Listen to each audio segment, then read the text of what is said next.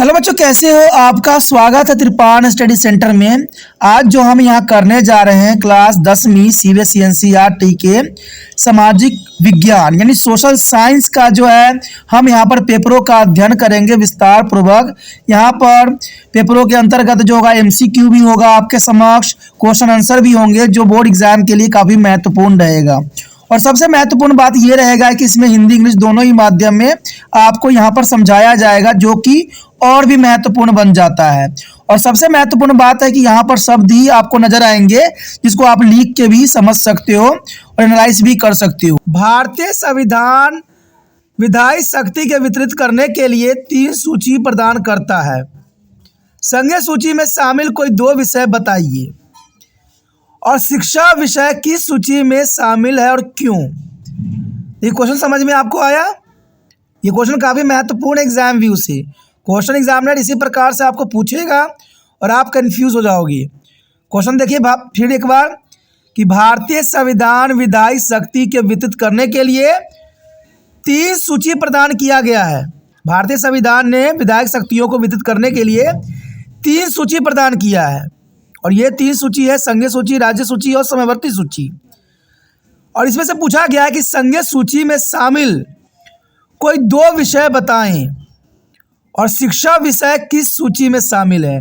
हमसे यहाँ 2 क्वेश्चन पूछ लिया गया है।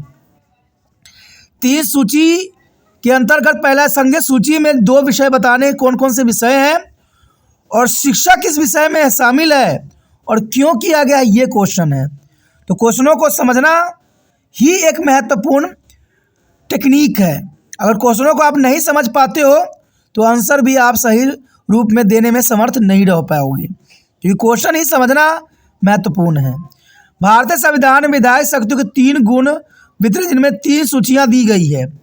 संज्ञेय सूची, राज्य सूची, समवर्ती सूची।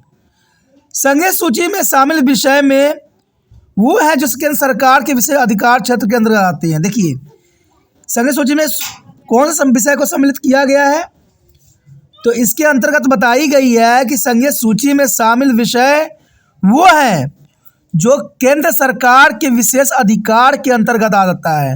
यानी केंद्र सरकार के जो अंतर्गत आता है उन सब्जेक्टों को सम्मिलित किया गया है। अब चलिए देखते हैं कि संज्ञेय सूची में केंद्र सरकार के कौन से अधिकार क्षेत्र दिए गए हैं। और देख सकते हैं यहाँ पर कि संज्ञेय सूची में शामिल ये सारे विषय हैं जो केंद्र सरकार के क्षेत्र में आती हैं। देश की रक्षा करना, विदेशी मामलों एवं संबंध स्थापित करना, बैंकिंग मुद्रा और सिक्का का संचलन करना, रेलवे एवं हवाई परिवहन के ऊपर अपना ध्यान रखना, डाक एवं तारे सेवाएं देना, जनसंख्या एवं सांख्यिकीय, कॉपीराइट, पेटेंट और ट्रेडमार्क, ये सारे के सारे जो होते हैं केंद्र सरकार के अंतर्गत आते हैं और ये संज्ञेय सूची में सम्मिलित किया गया है। तो यहाँ पर आपसे 2 पूछे गए थे और हमने आपके समक्ष जो है 7 रख दिए हैं जो कि काफ़ी महत्वपूर्ण है। देश की रक्षा, विदेशी मामले एवं संबंध, बैंकिंग मुद्रा और सिक्का, रेलवे एवं हवाई परिवहन, डाक एवं तार, जनसंख्या एवं सांख्यिकीय, कॉपीराइट, पेटेंट और ट्रेडमार्क, जो कि काफ़ी महत्वपूर्ण है, जो केंद्र सरकार के अंतर्गत सम्मिलित है।